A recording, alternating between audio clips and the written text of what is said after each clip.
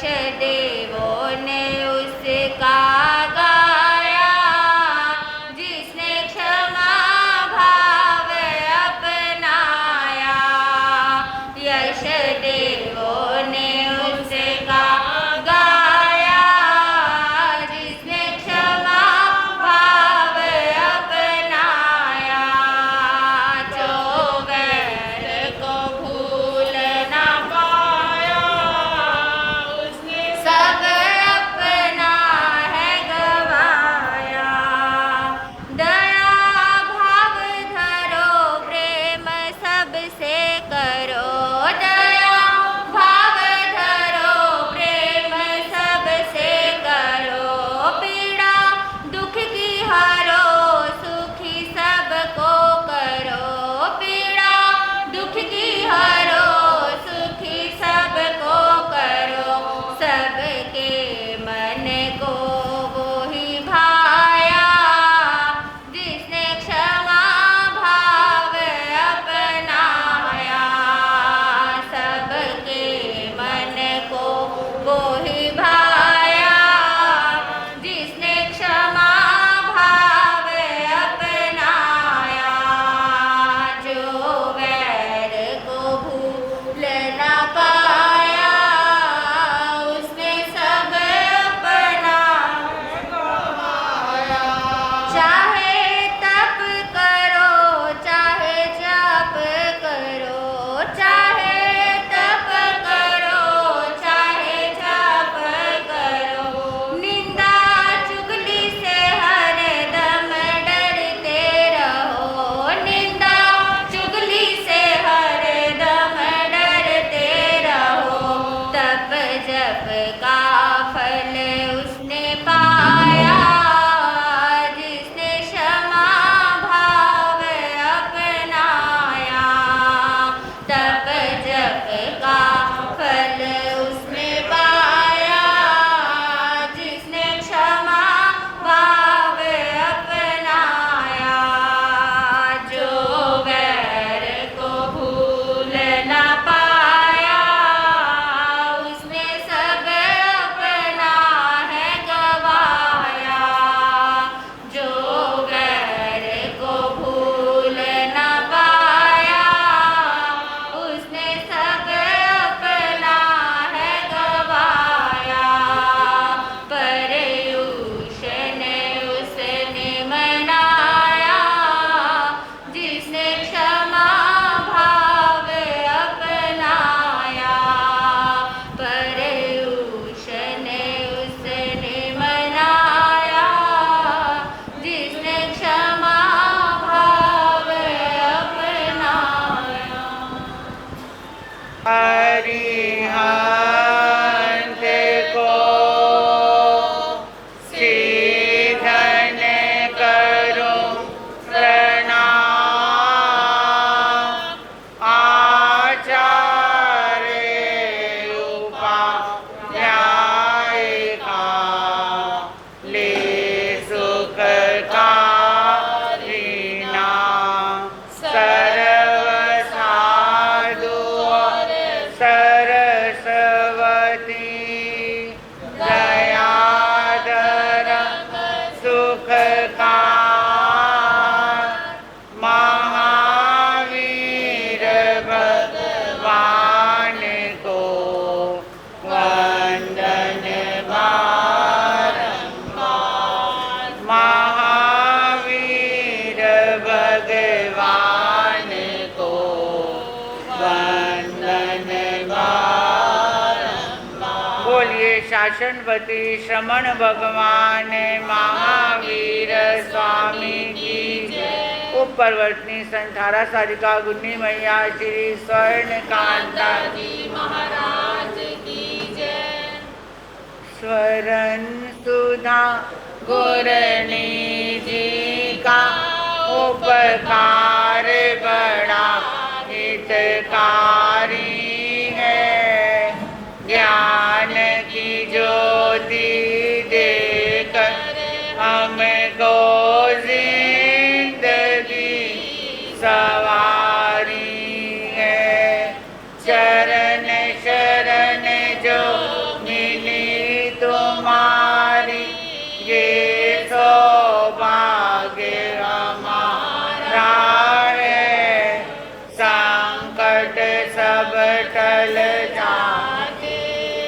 उसके श्रद्धा से जिसने पुकारा है, नाम आप दोनों का लेकर कार्य शुरू हम करते हैं।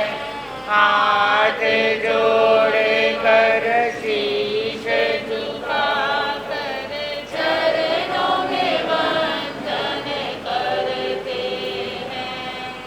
हाथ जोड़ कर शीश झुका कर चरणों में वंदन करते हैं। सर्वप्रथम अनेकांतवाद के प्रणेता, अहिंसा के अग्रदूत, मानवता के मसीहा, चरम तीर्थंकर प्रभु महावीर के चरणों में मेरा कोटि कोटि वंदन। वर्तमान तीर्थंकर महाविद्य क्षेत्र में विराजमान विहरमान श्रीमंदर स्वामी भगवान के चरणों में मेरा कोटि कोटि वंदन, कोटि कोटि नमन। प्रभु महावीर के प्रथम गणधर गंधर गौतम स्वामी के चरणों में कोटि कोटि वंदन, कोटि कोटि नमन। प्रभु महावीर के पाठ पर शोभायमान पटधर आचार्य आर्य सुधर्मा स्वामी के चरणों में कोटि कोटि वंदन, कोटि कोटि नमन। अंतिम केवली अंतिम मोक्षगामी आर्य जम्बू स्वामी के चरणों में कोटि कोटि वंदन, कोटि कोटि नमन। वर्तमान आचार्य सम्राट ध्यान योगी डॉक्टर श्री श्री मुनि जी महाराज साहब के पावन पवित्र चरणालिंदों में कोटि कोटि वंदन, कोटि कोटि नमन। समस्त उपाध्याय भगवान गुरु भगवंतों के चरणों में कोटि कोटि वंदन, कोटि कोटि नमन। उप परवर्तनी संथारा साधिका गुन्नी मैया श्री स्वर्ण कांता जी महाराज साहब एवं उप परवर्तनी संथारा साधिका गुन्नी मैया श्री राजकुमारी जी महाराज साहब के पावन पवित्र चरणारविंदों में हृदय की असीम आस्था के साथ कोटि कोटि भाववंदन। उत्तर भारत परिवर्तनी महाशमनी शासन ज्योति मम जीवन बोधनी गुन्नी जी महाराज साहब के चरणों में वंदन नमस्कार करने के अनंतर पाठ पर विराजित मेरे संयम मार्ग में सहयोगी मेरे साथी मंडल, उपस्थित धर्म प्रेमी बंधुओं, माता और बहनों, आज पर्वाधिराज पर्युषण का 5वां दिन प्रारंभ हो गया के और बहुत सी मेरी भव्य आत्माएं, वीर आत्माएं जप तप के माध्यम से इन दिनों की आराधना कर रही हैं। तो आज भी उसी वाणी के अंदर जो प्रभु महावीर की वाणी लगातार हम 4 दिनों से श्रवण कर रहे हैं और 5वां दिन है आज, वही वाणी आपके सामने आई। पर पहले हम अपने आप को उस वाणी को सुनने के योग्य बनाएंगे और वही भजन की धुन हम सब मिलकर गुनगुनाएंगे।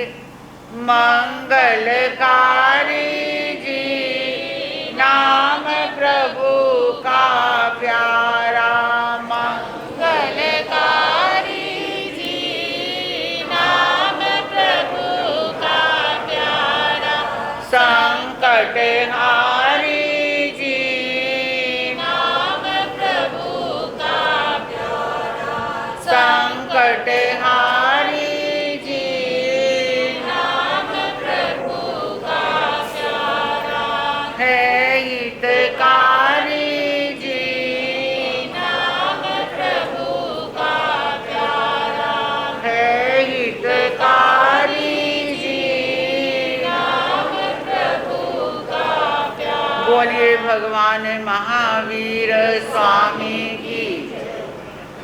अंत के दशांक सूत्र जो आप श्रवण कर रहे हैं और जिसका 3रा वर्ग और 8वां दिन प्रारंभ हो गया है, उस वाणी के अंदर हम प्रवेश करें। पहले 90 महापुरुष जिनका चरित्र इस अंत के दशांक सूत्र में कहा गया है और 90 आत्माओं को हम सब मिलकर वंदन नमस्कार करेंगे। आओ वंदना कर लइए 90 महापुरुषानो, आओ वंदना कर लइए 90 महापुरुषानो, श्रद्धांजलि दे लइए 90 महापुरुषानो, श्रद्धांजलि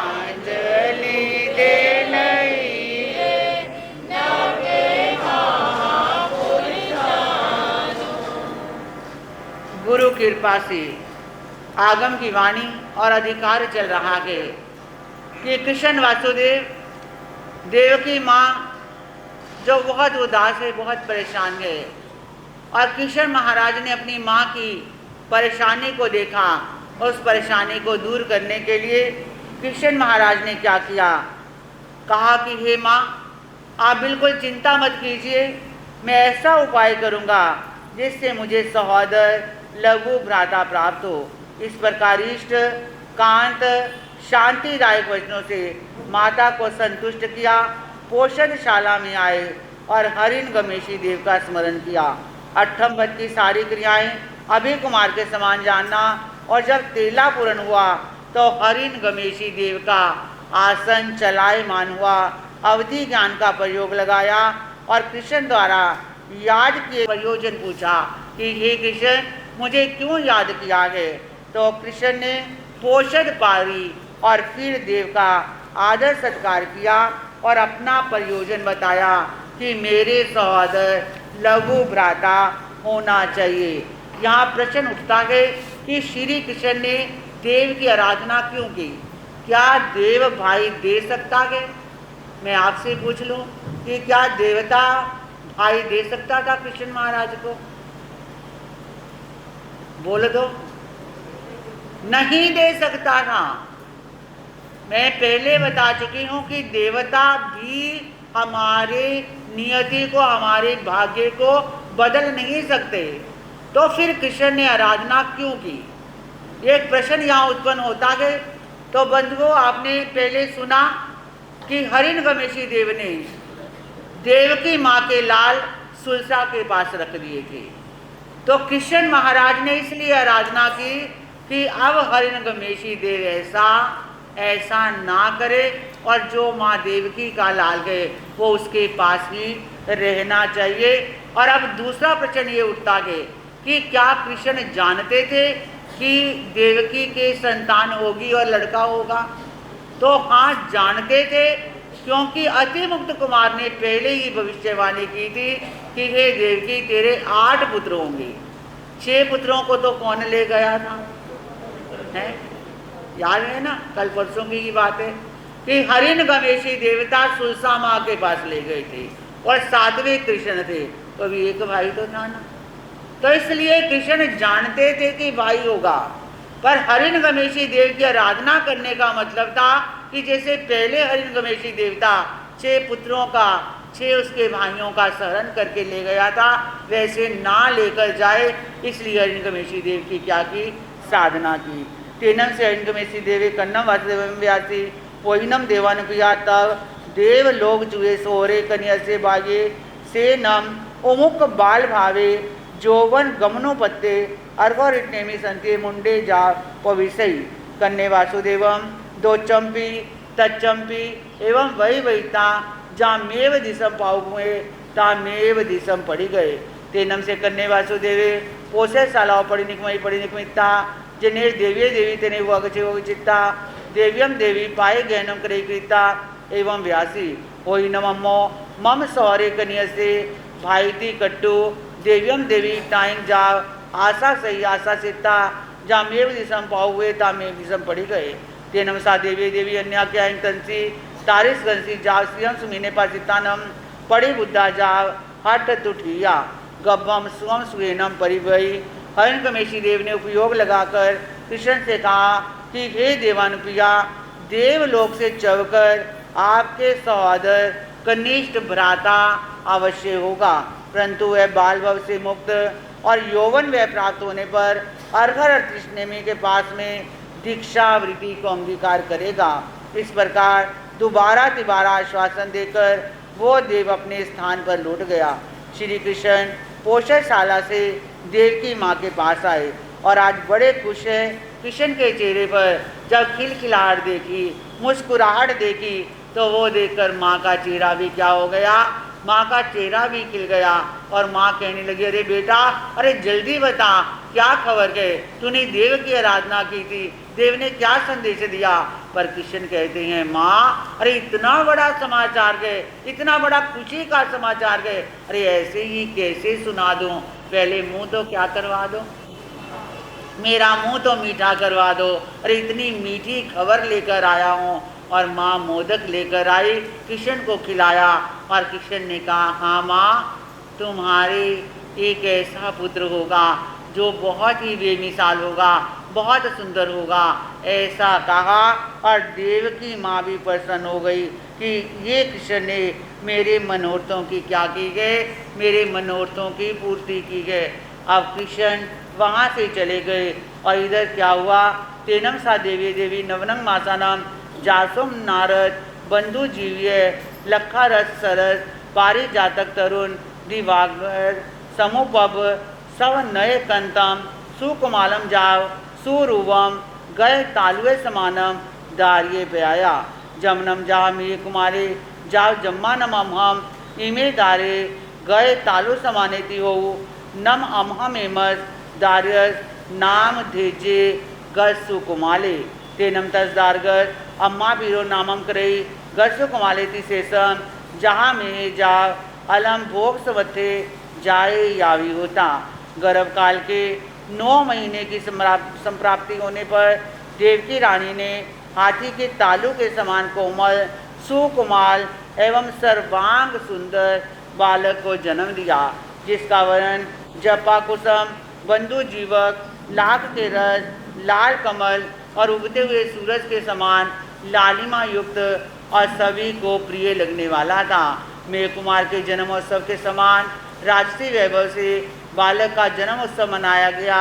जाति निजक स्वजन संबंधियों का आमंत्रित कर उन्हें विपुल अशन पान आदि से सत्कार सम्मान कर माता पिता ने गुण निष्पन्न नामकरण किया। चूंकि ये बालक हाथी के तालुए के समान कोमल और कमनीय है, अतः इसका नाम गज सुकुमाल हो। कालांतर में गज सुकुमाल को कलाचार्य के पास भेजा गया और सारी कलाओं में गज सुकुमाल ने निपुणता प्राप्त की। यौवन वय में गज सुकुमाल का प्रवेश हुआ और उधर क्या हुआ, तत्नम 12वें नेरिय सोमिले नामम माने परिवसई अड्डे रियु वय जाव सुपरिंठिय यावी होता। तस्नम सोमिलस मानर सोम श्री नामम मानी होता सुकुमाला तस्नम सोमिलस मानर धुआ सोम श्री महानीय अत्या सोमा नामम दारिया होता। सुकुमाला जाल सुरुवा रुवेनम जावला वन्यनम कुकिट्टा कुकिट शरीरा यावी होता। तेनम सा सोमा दारिया अन्या क्यांग नहाया जावी भूसिया बोइंग पुजाइंग जा परी कित्ता स्याओ गियाओ पड़ी निकमिता जनेव राय मग्गे तिनेव व गच्छयु व गचिता राय मगंसी कनग ती दूस एनम कील मानी चिटई। उसी द्वारिका नगरी में सोमिल नाम का धनाढ़ और वेद आदि का ज्ञाता ब्राह्मण रहता था, जिसके सोमश्री नामक सुरूपा भार्या थी। सोमिल की कन्या सोमश्री की आत्मजा सोमा नामक बालिका रूप लावण्य आदि से अत्यंत सुशोभित थी। एक बार स्नान करके वस्त्र अलंकारों से विभूषित होकर बहुत सी सहेलियों और दासियों के साथ गिरी हुई वह सोमा कन्या घर से चलती चलती वहाँ आई जहाँ राजमार्ग था और स्वर्ण से बनी हुई गेंद से वो खेलने लगी। तेनम कालेनम तेनम समेनम अर्घारिष्णेमि समोसड़े परिसा निज्ञा तेनम से करने वासुदेवे इमिसे कहाय लदट्टे समाने नहाय झा विभूषे गसु कुमारनम सद्दिंग हथी खंड वर गए स कोरंट मल दामेनम चतेनम दरिज मानेनम सय वर चाम राइंग उद्धु वमानिंग उद्धु मनिंग बार वये नेरिये मज्जम मजेनम अर्हो अरिट नेमी स्पाय वंदिये नी गच माने सोमम दार्यम पासई पसिता सोमाय दार्य रुवेनिय जोवनेनिय जाव भीम हमई। तेनम से कन्ने वासुदेवे कुटुंबे पुरुषे श्रद्धा वै श्रद्धाविता एवं व्यासी गच्छानम तुम्हें देवानुपिया सोमिलम मानम जायिता सोमम दार्यम गिनहई गिनिता कन्नम तेउरंसी पक्षी वही तेनम ऐसा गत्सु कुमारस कुमारस भार्या भविष्य तेनम से कुटुंबीय पुरुषा जा पक्ष विनंती तेनम से कुटुंबीय पुरुषा जा पच विनंती। उस समय भगवान अरिष्टनेमी नाथ का द्वारिका नगरी में पदार्पण हुआ। सारी परिषदा धर्म श्रवण करने के लिए गई और सूचना सारे नगर में फैली और वासुदेव कृष्ण को भी मिली। उन्होंने सोचा कि गस्सु कुमार के जन्म के बाद पहली बार भगवान पधारे हैं, चलना चाहिए और मेरे भाई को भी भगवान के दर्शन करवाने चाहिए। आप देखिए, उन्होंने ये नहीं सोचा कि देवता ने क्या कहा था। क्या कहा था देवता ने कि इसके दीक्षा के योग हैं, ये दीक्षा ग्रहण करेगा। बस ये सोचा कि भगवान पधारेंगे तो मैंने अपने भाई को लेकर जाना है। तो वहाँ पर गए और गस्सु कुमार के साथ उत्तम हाथी पर आरूढ़ होकर छत्र पर कोरंड वृक्ष के फूल धारण करके उत्तम श्वेत चामरों से भिजाते हुए अपने महलों से निकले और प्रभु की सेवा में जाने लगे। पर जाते जाते क्या हुआ, श्री कृष्ण की दृष्टि खेलती हुई सोमा बालिका पर पड़ी और एकदम मुंह से निकला, अरे ये बालिका कितनी सुंदर है, इसके नक्शे मानो सांचे में डले हुए हैं, क्यों ना मैं अपने भाई गस्सु कुमार के लिए इसका रिश्ता मांग लूँ। दोनों की जोड़ी मणि कंचन सा संयोग साबित होगी, ये सोचा और अपने विश्वस्त पुरुषों को आदेश दिया कि हे देवानुप्रिया, सौमिल ब्राह्मण के पास जाकर इस कन्या रत्न की याचना करो और इसे कन्याओं के अंतःपुर में रख दो। यथा समय यह गस्सु कुमार की भार्या बनेगी। किशन महाराज के आदेशानुसार वो कुटुंबिक पुरुष गए और सोमा को कन्याओं के अंतःपुर में स्थापित कर श्री कृष्ण को आज्ञा प्रति अर्पित कर दी। यहाँ ये भी प्रश्न आता है कि जब कृष्ण को देवता ने बता दिया था ये क्या बनेगा, क्या बनेगा, ये साधु बनेगा, दीक्षा लेगा, तो फिर शादी के लिए सोमा का चयन करने की क्या जरूरत थी। तो इसके उत्तर में हमारे आचार्य कहते हैं कि ये तो कहा था कि साधु बनेगा, पर ये नहीं कहा था कि विवाहित होने के बाद बनेगा या पहले बनेगा। इसीलिए कृष्ण ने सोमा की गस्सु कुमार के लिए याचना की। कन्या वासुदेवे 12वें नेरिय मज्जम मजेनम निगचे निगचिता जिन्हें सस बने जाने जा पज्जुवा सही तेन महाराज नेमी कन्नस वासुदेवस गस्सु कुमारस कुमारस तीसरे ये धम कहा कन्ने पड़ी गए तेनम से गस्सु कुमारे कुमारे अरवर नेमी संतिये धम्मम सोचा जम नवरम अम्मा पीर माँ पुछामी जहाँ में नवरम महालिया वज्जम जा वड्डीय कुले। कृष्ण वासुदेव राजमार्ग से सैस्यवन उद्यान पहुँचे और सब प्रभु को वंदन नमस्कार करके क्या कहने लगे, मेरा वालिया सायार की चरना दे कोल, मेरा वालिया सायार की चरना दे कोल रखी, चरना दे कोल रखी, चरना दे कोल में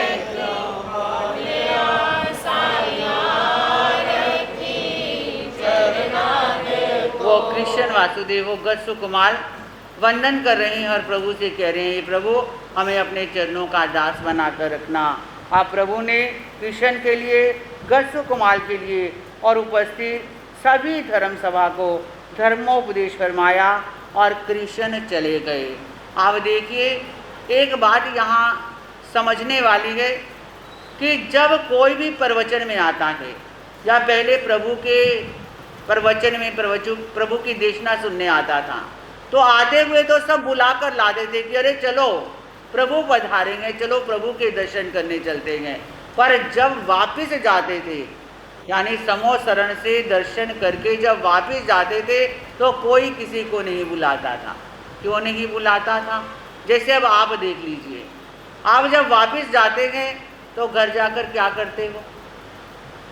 घर जाकर सावध्यकारी कार्य करते हो, यही करते हो ना। किचन का काम कर लिया, भाई शॉप पे चले गए, यानी घर जाकर सावध्यकारी कार्य किया जाता है। इसलिए जाते समय पहले कोई भी किसी को बुलाकर नहीं जाता था। पर आजकल तो क्या है, आजकल सब इतनी दूर दूर रहते हैं, आज एक दूसरे के साथ कन्वींस पे आते हैं, अगर ना लेकर जाएं तो फिर दोबारा लेने आना पड़ेगा ना।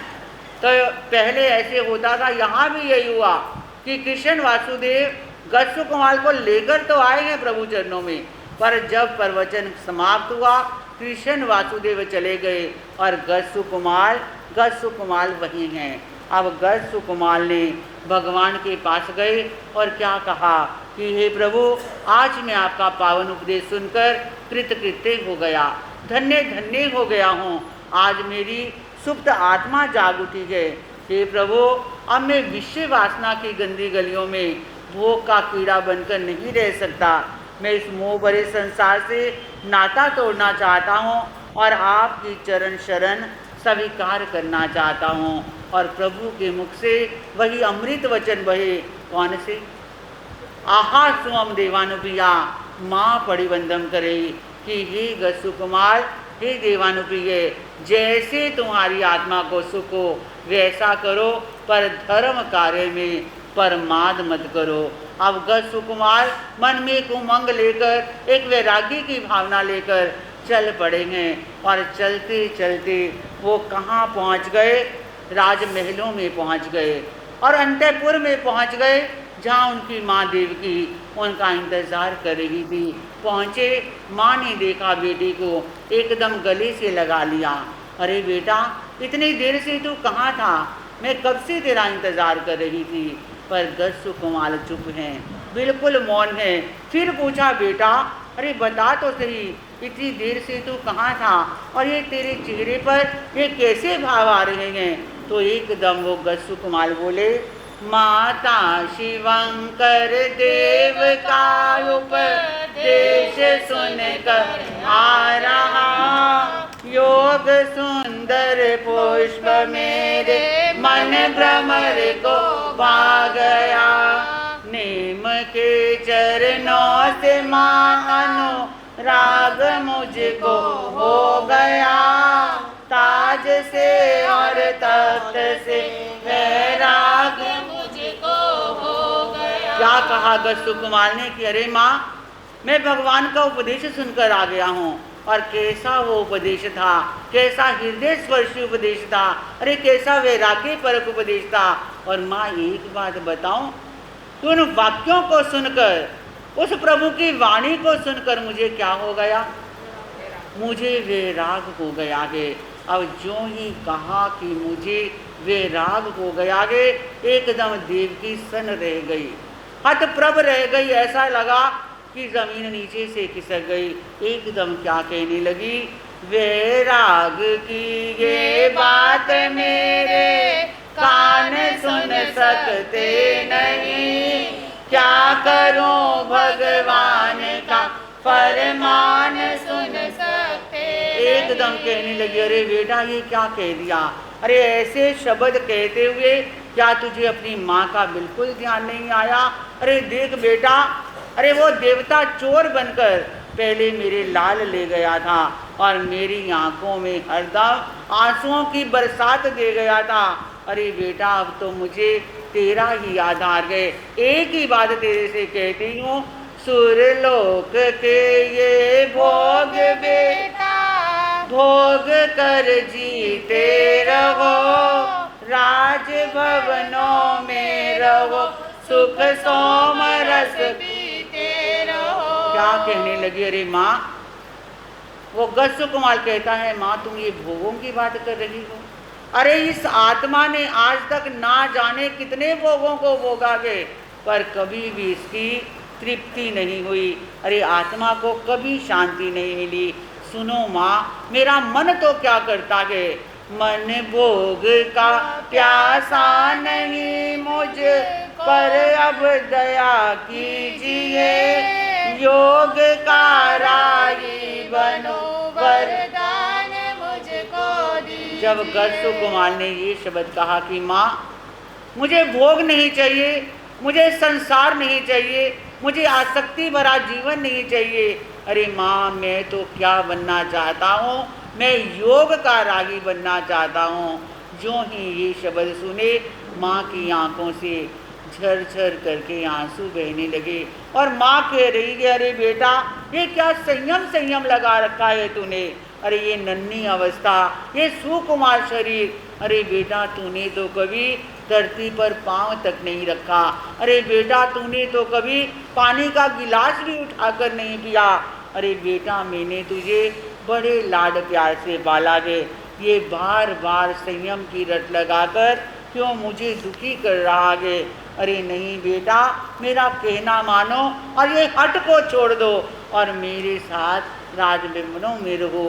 पर गरसुकुमार कहता है, माँ तू क्या कह रही है कि मैं छोटा हूँ, मैं अभी बच्चा हूँ। अरे नहीं माँ, मैं देखने में बालिक बच्चा हूँ, पर मैं त्रिखंडाधिपति श्री कृष्ण का अरे छोटा भाई हूँ। मैं शतरानी का बच्चा हूँ, मेरे अंदर अनंत शक्ति का स्रोत छुपा के। अरे सुनो माँ, योग की कठिनाई पर ना ध्यान माता दीजिए, योग का रागी बनो वरदान मुझको दीजिए। माँ फिर कहती, अरे बेटा ये बार बार क्यों संयम संयम लगा रखा है। अरे आज ही सोमा से तेरी सगाई की है। अरे उस बेचारी की क्या दशा बनेगी तेरे बगैर। तू उसको और हम सबको मझधार में छोड़कर चला जाएगा। अरे नहीं नहीं बेटा, मैं तुझे कभी आज्ञा नहीं दूंगी, तू मेरा लगते जिगर है। अरे मेरे जिगर का टुकड़ा है, तुझे बड़ी मन्नतों से मैंने मांगा है। अरे बेटा बस मेरे गले लग जा, अरे मेरे पास रहे, मैं तुझे कहीं जाने नहीं दूंगी। पर गरसुकुमार कहता है, माँ अरे कैसी बातें करती हो, क्या इस जन्म की सहचरी, आप कहते हो सोमा से आज ही तेरी सगाई हुई है, तो क्या इस जन्म की सहचरी मृत्यु के बाद भी मेरे साथ जाएगी। अरे नहीं माँ, कोई किसी के साथ नहीं जाता, तो फिर मैं क्यों इन बंधनों में पड़ूं। ये बातें हो ही रही थी कि एक दासी जाकर कृष्ण को बुला लाई। त्रिखंडाधिपति कृष्ण आ गए और क्या देख रहे हैं कि माँ की आंखों से आंसू बह रहे हैं। क्या कहा, अरे माँ तुम्हारी आंखों से ये आंसू क्यों बह रहे हो, अरे क्यों रो रही हो माँ, अरे मुझे बताओ कि किसने तेरा दिल दुखाया है। तो कृष्ण से वो माँ कहती है, अरे बेटा तू देख तो सही, गरसुकुमार की बात सुन तो सही। अरे देखिए गरसुकुमार क्या कह रहा है। अरे कहता है मैं दीक्षा लेना चाहता हूँ, अरे कहता है मैं संसार छोड़ना चाहता हूँ, अरे कहता है मैं माँ को छोड़ना चाहता हूँ। अरे बेटा ये गरसुकुमार को समझा, ये दीक्षा लेना चाहता है और इसकी बात सुनकर मुझे क्या आ गया, मुझे रोना आ गया। अरे समझा समझा कर हार गई हूँ, पर ये समझता ही नहीं। अब तू ही बेटा इसको समझा। कृष्ण हंसने लगे, अरे माँ तू इस बच्चे की बात पर विश्वास कर बैठी, अरे ये तो बच्चा है, अरे ये क्या जाने संयम की कठिनाइयाँ। पर गरसुकुमार कहते हैं, भैया माँ सच कह रही है। क्या कहते हैं गरसुकुमार, अरे भैया माँ सच कह रही है, मैं दीक्षा लेना चाहता हूँ, बस शीघ्र ही मुझे क्या दीजिए, दीक्षा की आज्ञा दीजिए। किशन कहते हैं, अरे भैया कैसी बहकी बहकी बातें कर रहे हो, क्या तुम मुझे यानी माता पिता को, अपने भाई को सब कुछ छोड़कर चले जाओगे। अरे नहीं नहीं, हम तुम्हें नहीं जाने देंगे। तो गरसुकुमार कहते हैं, अरे भैया कौन माता पिता, अरे कौन भाई बंधु, ये सब इस जन्म के नाते हैं, पहले भी ये हमारे नहीं थे और आगे भी हमारे होने वाले नहीं हैं। अरे ये सब सुख के साथी हैं, दुख में कोई भी अपना नहीं होता, फिर मैं क्यों मोह के बंधन में पड़ूं। बस माँ और मेरे प्यारे भैया मुझे क्या कीजिए, मुझे दीक्षा की आज्ञा प्रदान कीजिए। जब गरसुकुमार की बात सुनी श्री कृष्ण समझ गए कि इसके ऊपर मजीठिया रंग चढ़ चुका है, अब ये मोह के बंधन में नहीं पड़ेगा। कहने लगे, माँ अब ये घर में नहीं रह सकता, मैंने इसे समझा कर देख लिया है, अब इसे दीक्षा की आज्ञा दीजिए। पर देवकी कहती है, अरे कृष्ण कौन पत्थर दिल माँ होगी जो अपने बेटे को इस कंटका किरण मार्ग पर बढ़ने की आज्ञा देगी। अरे नहीं कृष्ण, मैं इसे आज्ञा नहीं दे सकती। पर कृष्ण कहते हैं, माँ अब रोके से ये रुकने वाला नहीं, कितना भी समझा लीजिए अब ये समझने वाला नहीं। अरे आपको आज्ञा तो देनी ही पड़ेगी। जब देखा माने कि आज्ञा देनी पड़ेगी, ये कृष्ण भी कह रहे हैं, तो कहने लगे, ठीक है कृष्ण, अगर तू भी यही कहता है तो मैं अपने लगते जिगर को, अपने जिगर के टुकड़े को आज्ञा देती हूँ। आज्ञा मिल गई, गरसुकुमार प्रसन्न हो गए और सब प्रभु के चरणों में चल पड़े। और वो देवकी माँ उस गस्सु कुमार को लेकर प्रभु के जब चरणों में गई, क्योंकि बीच में ऐसा भी प्रसंग आता है कि किशोर महाराज ने कहा कि ठीक है गस्सु कुमार, तू दीक्षा लेना चाहता है, पर तुझे एक दिन की राज्यश्री यानी एक दिन का राजा बनना पड़ेगा। राजा बन गए, पर तब भी क्या आदेश दिया कि मेरे लिए क्या लेकर आओ, मेरे लिए पात्र लेकर आओ। यानी राजा बनने के बाद भी, राज गद्दी पर बैठने के बाद भी वैराग्य की भावना समाप्त नहीं हुई। अब सब चल पड़े और वो माँ देवकी भगवान के चरणों में पहुंची, उन्हें वंदन नमस्कार किया और क्या कहा कि हे भगवान, संसार में कोई आपको भोजन देगा, कोई रहने के लिए मकान देगा, पर आज मैं अपने लगते जिगर को, आज मैं अपने जिगर के टुकड़े को आपको भेंट करने आई हूँ। हे प्रभु, इसे स्वीकार कीजिए और दया का दान दीजिए। प्रभु प्यार भरी दृष्टि से गस्सु कुमार को देखते हैं और आज्ञा मिल गई। गस्सु कुमार की दीक्षा हो गई और दीक्षा के बाद में माँ वंदना करके जब जाने लगी तो गला भरा हुआ है, रो रही है, सिसकियाँ बंध रही है और क्या कह रही है कि हे बेटा, आज तेरे को विदा करते समय मैं बहुत दुख पा रही हूँ, पर बेटा मैं तुझे यही आशीर्वाद देती हूँ कि बेटा तू ऐसी करनी करना, अरे ऐसी करनी करना कि तेरे जन्म मरण के बंधन छूट जाए। अरे बेटा, जैसे तूने इस माँ को दुखी किया है, अरे ऐसी करनी करना कि तुझे और माँ ना बनानी पड़े। और फिर भगवान से कहने लगी, देख रे प्रभु सुकुमार को मैं आज भिखारिन हो गई, सो गई आशा तड़पती, धीरता भी खो गई, फूल की शोभा से डाली आज डाली हो गई, लाल डिबिया में पड़ा था आज खाली हो गई। वो माँ रोती रोती अपने बेटे को वंदन करती करती बेटे को निरखती चली जाती है। और इधर गस्सु कुमार जिन्होंने दीक्षा ली और संयम वृत्ति को अंगीकार किया और संयम वृत्ति को अंगीकार करके वो अनगार बन गए और भगवान ने उन्हें संयम समाचारी सिखाई कि किस तरह बैठना है, किस तरह खड़े होना है। और इस प्रकार वो गस्सु कुमार अनगार गुप्त ब्रह्मचारी बन गए। तेनम से गस्सु कुमार अंगारे जम चेव दिवसम पवय तमेव दिवस पूवा व्रण का समयंसी जनेवरा रिट निमित्तने उवा गछि उवा गचिता रोम रिट निमित्तो आयनम प्यायनम करे गृता वंदे नमसे वंदिता नमसिता एवं व्यासी छामिनम वंदे दुबई बुनु न समाने महाकालंसी सुसाग्नंसी एक ग्राह्यम महापरिमा समझिता न वितई आहा स्वम दिवन पिया। जिस समय गस्सु कुमार अंगार दीक्षित हुए उसी दिन दिवस के चौथे पैर में भगवान ऋषिनेमि स्वामी के समीप आए और 3 बार आवर्तन युक्त वंदन नमस्कार करके प्रार्थना करने लगे कि हे भगवान, यदि आपकी आज्ञा हो तो मैं महाकाल नामक शमशान में भिक्षु की एक रात की 12वीं भिक्षु प्रतिमा अंगीकार करना चाहता हूँ। भगवान ने कहा कि हे देवानुप्रिया, जैसा तुम्हें सुख हो वैसा करो। ये 12वीं भिक्षु प्रतिमा ये बहुत बड़ी प्रतिमा है और सबसे अंतिम प्रतिमा है। इस प्रतिमा का आराधक अगर दृढ़ रहता है तो वो देवलोक और मोक्ष में चला जाता है, और अगर दृढ़ ना रहे तो उसकी गति बिगड़ जाती है।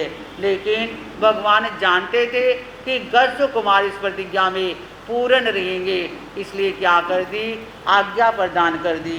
तेनम से गस्सु कुमार अनगारे अन्य अरिट नेमिना बिन्नु नाय समाने हरम रिट नेमि वंदे नमसे वंदिता नमसिता अरवर रिट नेमि संति आओ सहस वन्नौ जानाओ पढ़ी निकमई पढ़ी निपिता जने महाकाले सुसाने तने हुआ गछि हुआ गचिता ठंडीलम पड़ी लेता उचार पासुनम भूमि पड़ी लीता इसी पभार गए नम कायनम जाव दो भी पाए साटू एक ग्राह्यम महापरिमम उप समझितानम विजयी। अर्घ ऋषिनेमि प्रभु की आज्ञा लेने पर और आज्ञा मिल गई तो गर्भ सुकुमार अलंकार प्रभु को वंदन करते हैं। वंदन नमस्कार करके भगवान के पास से सहस्त्र वन उद्यान से निकलते हैं और जहाँ महाकाल शमशान था, यानी शमशान का क्या नाम था, महाकाल शमशान, वहाँ आते हैं। उच्चार प्रस्वन योग्य भूमि की प्रतिलेखना करते हैं। फिर ध्यान योग्य भूमि का चयन करके उसकी प्रतिलेखना करते हैं। प्रतिलेखना का मतलब होता है ध्यान से देखते हैं, क्योंकि जिस जगह खड़े होकर उन्होंने ध्यान करना है उस जगह को ध्यान से देखते हैं कि नीचे कोई कीड़ी मकोड़ा तो नहीं, कोई ऐसा जीव तो नहीं कि मैं पैर रखूँगा और वो जीव की घात हो जाए। इसे कहते हैं प्रतिलेखना। दो शब्द आते हैं, प्रतिलेखना और एक परिमार्जना। परिमार्जना होता है जैसे हम उगा से आगे पीछे करते हैं ना चीज़ों को, तो वो परिमार्जना होती है, और एक होती है प्रतिलेखना। तो प्रतिलेखना का मतलब होता है देखना। तो उन्होंने सब देखा और शरीर को थोड़ा सा झुकाकर 4 अंगुल के अंतर से दोनों पंजों को फैलाकर पुद्गल पर दृष्टि केंद्रित करके एक रात की भिक्षु की माँ प्रतिमा को धारण करके खड़े हो गए। इमम चैनम सोमिले माने सामी दियस 28 12 नेरियो भैया पुव निगए समी हाउ ये दब्बे ये कुसे ये पत्ता मोडियम चे गिनई गिनिता तेओ परिनिक्विता महाकाल सुस्थानस अदूर समन्तेनम विवय माने संध्या काल समयंसी पविरय मनुसंसी गसुकुमाल मंगारम पासे सिता तम वैरम श्रेष्ठता आसुरत्य एवं व्यासी ए संभो से गसुकुमाले कुमारे अपत्ये जा परिवज्ये जेनम मम धुअम सोम सिरी बारियाए अत्यम सोमम दार्यम अदिठ दोषपयम कालवतीनि विपजयिता मुंडे जापवये तमस्यम खलुमम गसुकुमाल वैर निजानम करई एवं संपय संपिता दिशा परिलेनम करे कृता सरसम मट्यम गिनई गिनिता जिने गसु कुमारे अंगारे तने वचे चित्ता गसु कुमार संगारस मथे मटियाए पालिम बंदई बंदिता जलंतियो चिए आओ फूए किंसुए समाने खय रंगारे कलेनम गिनई गिनिता गसु कुमार संगारस मथे पर पक्की वही पक्की विता भिये तेयो कृपा में अवकमय अवकमिता जामेव दिशम पामुए तामेव दिशम पड़ी गए। वो गसु कुमार अलंकार के प्रतिमा भूमि में जाने थे, यानी वो गसु कुमार महाकाल शमशान में 1 मास की भिक्षु प्रतिमा लेकर खड़े हो गए हैं। पर उससे पहले ही, यानी वो वहाँ आए उससे पहले ही सोमिल ब्राह्मण जंगल में यज्ञ के लिए काष्ठ आदि लेने गया हुआ था। वह सोमिल ब्राह्मण समिधा यज्ञ के लिए काम आने वाली लकड़ियाँ, कूश, पत्ते आदि लेकर वापस आया। महाकाल शमशान के पास जानस गसु कुमार पर उसकी दृष्टि पड़ी। उस समय संध्या काल था। शमशान की ओर संध्या के समय मनुष्यों का आगमन बहुत कम होता है। सोमिल को एकांत स्थान देकर पूर्व वैर की स्थिति याद आ गई। आपने बहुत बार ये कथानक सुना होगा कि वो गजसु कुमार और सोमिल ब्राह्मण। आप देखिए, आज इंसान पाप करता है और सोचता है कि मैं पाप कर रहा हूँ, अरे मुझे कौन सा फल मिल रहा है, या देखता है और हमारे पास आकर भी कहते हैं कि अरे महाराज साहब वो तो इतना अन्यायी है, इतने गलत काम करता है, पर फिर भी वो कितना सक्सेसफुल बिजनेसमैन बना हुआ है। और हम देखो दिन रात मेहनत करते हैं पर फिर भी हमारे पल्ले कुछ नहीं पड़ता। तो बंधुओं, ये सब हमारे कर्मों का लेखा जोखा है। जिन्होंने पूर्व भव में अच्छे कर्म किए हैं तो उसका भी फल मिलता है, और अगर अब बुरे कर्म कर रहे हैं तो उसका भी क्या मिलेगा, उसका भी फल अवश्य मिलेगा। कई कर्म ऐसे होते हैं जो उसी जन्म में फल दे देते हैं, पर कुछ कर्म ऐसे होते हैं जो कितने जन्मों के बाद फल देते हैं। अब यहाँ भी क्या हुआ कि पूर्व भव का वैर याद आ गया। तो जानते हो वो कितने वर्ष पुराना था, वो 99 लाख भव पहले का जो वैर था। इसलिए कर्म देख कर करना, ये समझ कर करना कि कर्म करेंगे तो फल तो भोगना ही पड़ेगा। Every action has a reaction, जो भी हम क्रिया करते गए उसकी प्रतिक्रिया ज़रूर होती है। और एक बात और कहना चाहती हूँ आपसे कि आजकल लोग क्या कर रहे हैं, अक्सर हमारे पास ऐसे लोग आते हैं जो बड़े रोते आते हैं कि महाराज साहब उसने हमारे से पैसा लिया था या हमारा बिजनेस चल रहा था और उसने हमारा पैसा मार लिया। आजकल ये बातें बहुत सुनने में आती हैं कि हमारी पेमेंट वापस नहीं कर रहा। तो बंधुओं एक बात याद रख लेना, किसी से ये कहकर पैसा लिया है कि मैं तुझे लौटाऊंगा, ये कहकर किसी से 1 रुपया भी लिया है तो वो भी क्या करना, वो भी वापस करना। अरे वापस नहीं करोगे तो ब्याज दर ब्याज क्या होगा, वो बढ़ता चला जाएगा। आप सोचो कि कर्जा लिया गए और लौटाना नहीं पड़ेगा। अरे इस जन्म में आप चुस्ती से अपनी चालाकी से बेशक बच जाओगे, पर क्या वैसे बच जाओगे? अरे वैसे बचने वाले नहीं। अरे जब प्रभु नहीं बचे, उन्हें भी अपने कर्मों का फल भोगना पड़ा। अरे गवाले ने कानों में कीले ठोके, चंडकौशिक ने पैरों में सर्प, चंडकौशिक सर्प में पैरों में क्या मारा, डंक मार दिया। तो कर्म तो भोगने पड़े ना। तो भगवान नहीं बचे तो हम बच जाएंगे? अरे हम भी बचने वाले नहीं। तो यहाँ भी कितने भव पहले का, 99 लाख भव पहले का कर्म उदय में आ गया कि जब कश्यप कुमार के जीव ने सौमिल ब्राह्मण को क्या बांधा था, गरम पूड़ा बांधा था। वो पूर्व भव का वैर याद आ गया। अरे ये कश्यप कुमार, ये अनगार, ये अपराधित क्या प्रार्थी, ये लज्जा से रहित है। मेरी पत्नी सोमश्री से उत्पन्न सोमा कन्या को कल तो वागदत्ता के रूप में प्रस्तुत किया और आज उसे छोड़कर मुनि बन बैठा के। आखिर मेरी पुत्री में दोष ही क्या है? वे यौवन अवस्था को प्राप्त और अनिंदे सुंदरी है, पर ये निर्लज उसे त्याग बैठा है। तेनम तम कश्यप कुमार मंगार शरीर जंसी वेना पाव भुआ उजला जा दुई यासा।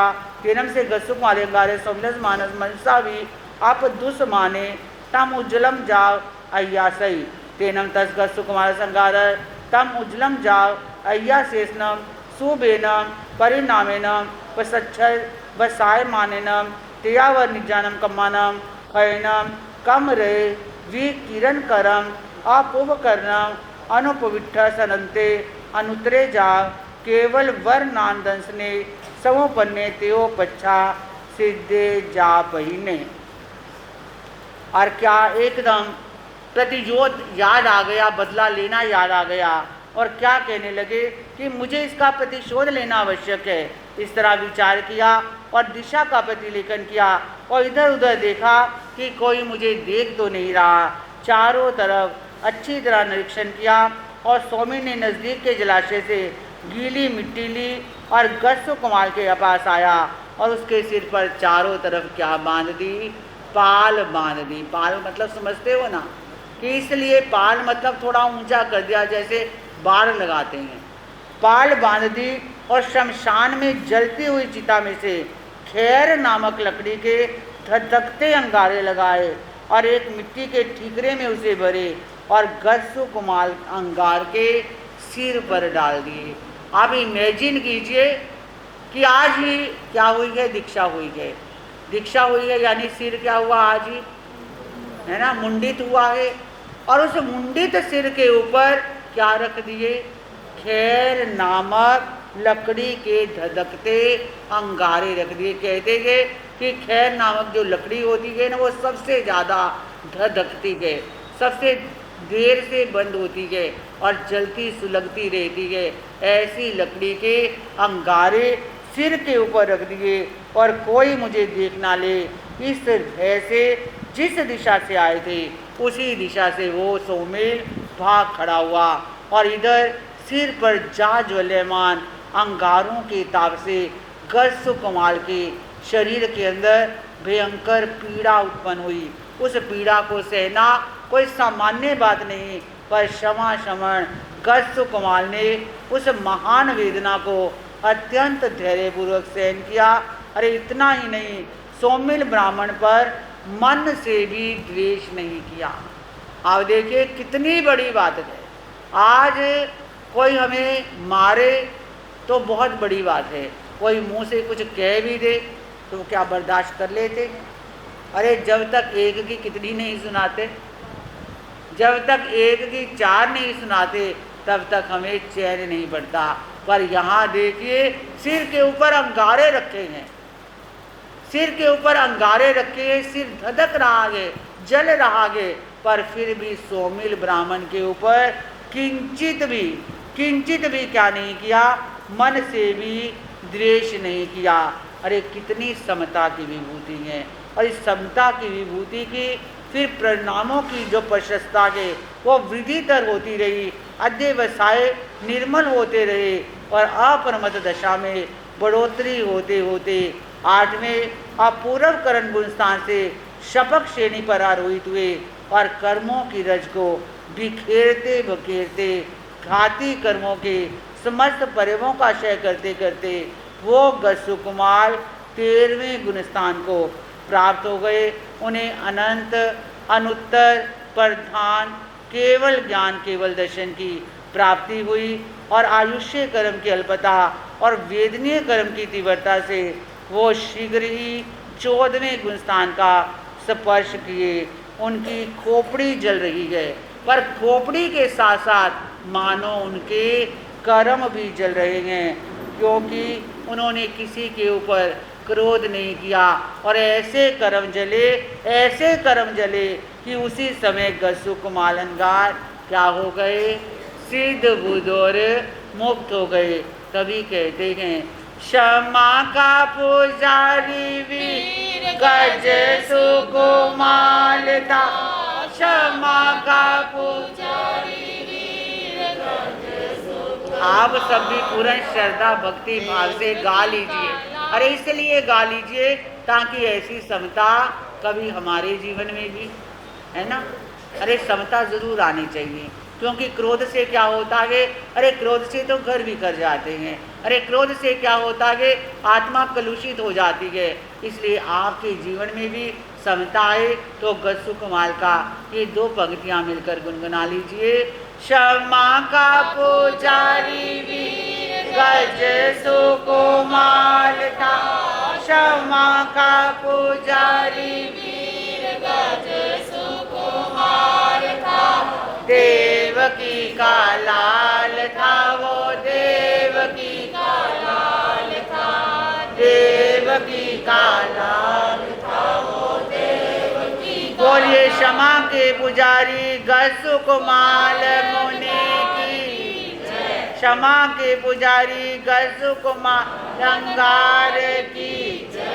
तत्नम आह संसिनियंसी देवईं सम्मम आहायंती कट्टु दिवे सुरभि गंधो देव उठे दसद वने कुसमे निवाड़िए चेलु खे कहे दिवे ये गिये गंधव निनाए कहे यावी होता। गसुकुमार का मोक्ष होने पर समीपवर्ती देवों का उपयोग लगा। उन्होंने गसुकुमार की आराधना और साधना से आकर्षित होकर सुगंधित जल बरसाया, पंचरंगे फूल बरसाए, ध्वजाएं लहराई और मधुर गीत और संगीत द्वारा आसपास के वातावरण को गुंजित कर दिया। तेनम से कन्ने वासुदेवे कलम पाव भाई जाव जलनते नहाए जाव विभूषिये हथी खंड वर गए स कोरंट मल दामेनम छत्तेनम धरिज मानेनम सय वर चाम राई उद्धू मानी मैया भड़ चढ़ कर कह कर वंद परिकिते 12वीं नेरे मज्जम मजेनम जने वरारिनेमी तनेव आगे रथ गमनाए। तेनम से कन्ने वासुदेवे 12वीं नेरम मज्जम अजेनम निगच माने एकम पुरुषम पासई जुन्नम जरा जर्जिरिय देहम जाव किलंते मही महालयाओ इट्टग राशियो एक मेघम इटियम गहाए बाह्या रथा बहाओ अंतो गिहम अनुपविस्मानम पासई। तेनम से कन्ने वासुदेवे 10 पुरुष अनुकंपन ठाए हथी खंड वर गए चे एगम इटगम गिनय गिनिता भैया रथा पहाओ अंतो गिहम अनुपवेशई।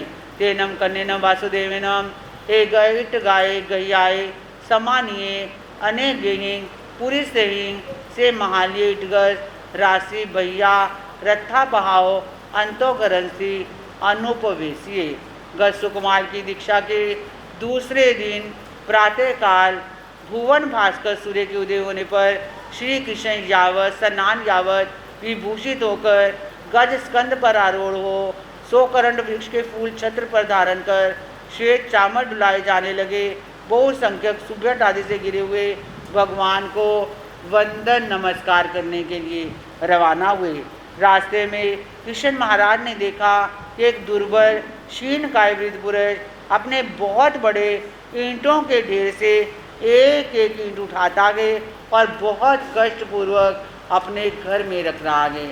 यानी बाहर ईंटें पड़ी गए, वो एक एक ईंट उठा रहा गए और अपने घर में रख रहा गए। कृष्ण महाराज ने देखा और वृद्ध पुरुष पर अनुकंपा आ गई और विचार किया कि अकेला वृद्ध इतनी सारी ईंटों को रास्ते से उठाकर घर के भीतर कैसे रखवाएगा। अपने हाथी पर बैठे बैठे ही कृष्ण महाराज ने उस ईंटों के ढेर से एक ईंट उठाई और घर के भीतर रख दी। साथ वाले सज्जन कृष्ण महाराज का अभिप्राय समझ गए और सभी ने ईंटें उठाकर घर में रख दी। इस प्रकार पलक झपकते ही ईंटों का ढेर करके भीतर पहुंच गया और वृद्ध पुरुष का काम बन गया।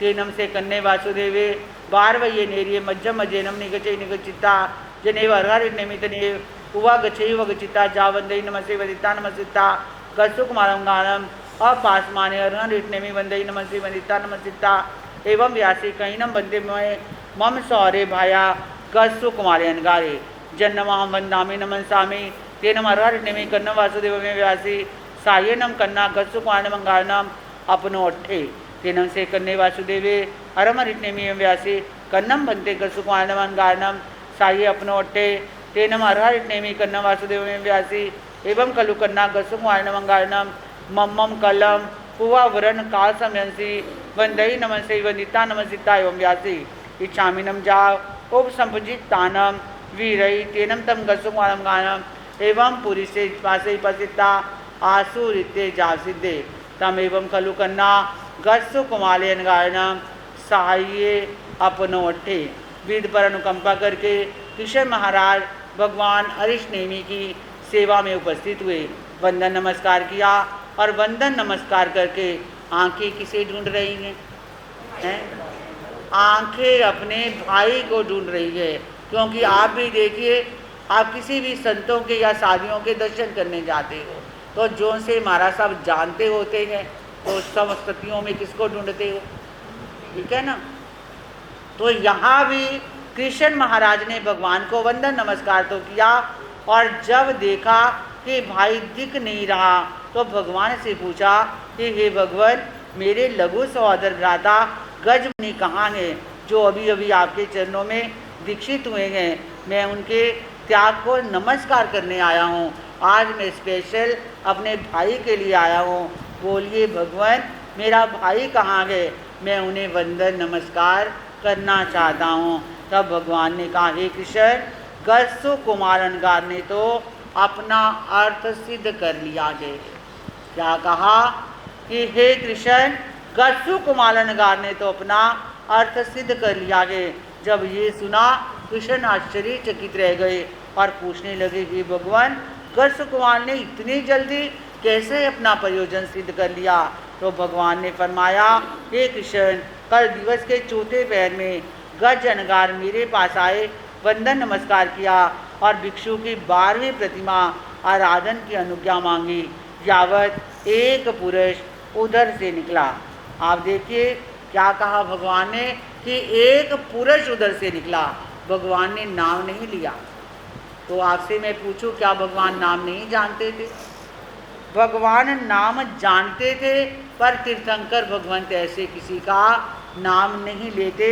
तो भगवान ने भी नाम नहीं लिया, केवल क्या कहा कि एक पुरुष उधर से गुजरा और उसने कुपित होकर मृतिका की पाल बांधकर अंगारे सिर पर रखे यावत सारा वर्णन कह सुनाया। इस प्रकार के कृष्ण गस्सु कुमार ने जिस प्रयोजन से संयम स्वीकार किया था वो अर्थ उसने सिद्ध कर लिया है। तेनम से कन्ने वासुदेवे अरम ऋषेमी एवं व्यासी केसनम बनते से पुरुषे अपथिये पथिये जा परिवजयी सेनम मम सोरम कन्यसम गसु कुमारस काले चेव जीव्याव वरोपिये तेनम अरहणेमी कन्न वासुदेव व्यासी मानम कन्ना तुमम तस पुरुषस प्रियो समा वज्जाई एवं खलु कन्ना तेनम पुरुषेनम गसु कुमारस मंगार साहिज्य दिने कन्नम बनते तेनम पुरुषेनम गसु कुमारसम साहिज्य दिने तेनम अरहणेमी कन्न वासुदेव व्यासी से नूनम कन्ना तुमम मम पाय वंदे हम आगच माने बारवे नेरिये एगम पुरुषम पाससी जा अनुपविसे जहानम कन्ना तुमम तस पुरुषम साहिज्य दिने एवं एव कन्ना तेनम पुरुषेनम गसुकुमारनम अंगारम अनेक वैसनम सैज संचयम कमम उदीरे माननम बहु कम निज्जरट्टे साहिज्य दिना।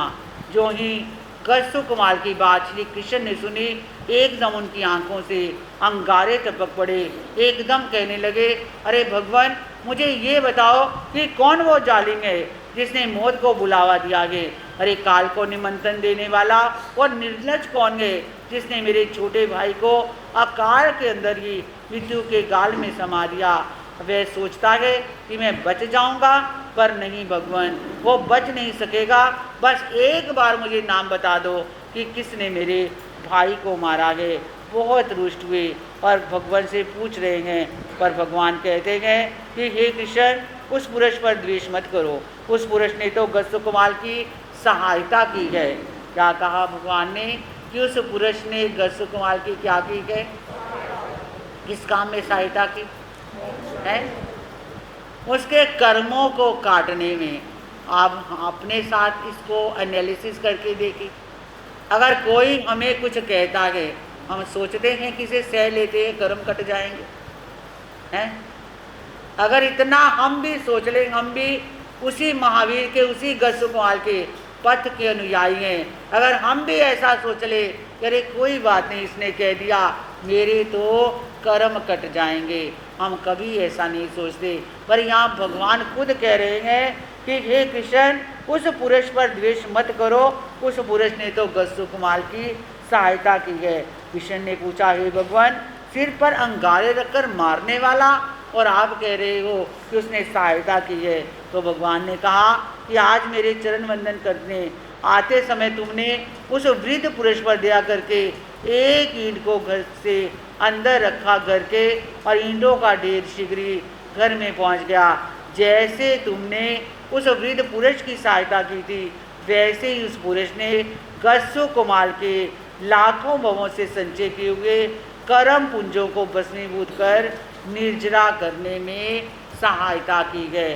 तेनम से कन्ने वासुदेवे अरमर इतने व्यासी सेनम बनते पुरुषे मय कन्नम जानी जबे तेनम अरा इतने कन्न वासुदेव व्यासी जेनम कन्ना तुमम बारवे नेरिये अनुपविष्ट मानम पासिता टिये चेव टी बेनम कालम करी सही तेनम तुमम जाने सामी एसनम से पुरुषे तेनम से कन्ने वासुदेवे अरर इतनेमी वंदई नमसी वंदिता नमसिता जिन्हें आभिष्यम हत्ती रेनम तने उवागची उवगचिता हत्तीम दुरई दुरिता जिन्हें बारवे नेरी जिन्हें सह गिये तने पाहे रथ गमनाए तेनम तत् सौमिनस मानर कल्लम जाव जलंते ए मिया रुवे जतिये जाव संपन्ने एवं कल्लु कन्ने वासुदेवे अरम रिटनेमी पायवंदे नि गए तम नायमेयम अरा रिटनेमी विनायमेयम अर्हा सुए मेव अर्हा सिट मेव अर्हा भविसई कन्ने वासुदेवम तम नम कज्जय नज्जयी नम कन्ने वासुदेवे मम मम केन्वि कुमारनम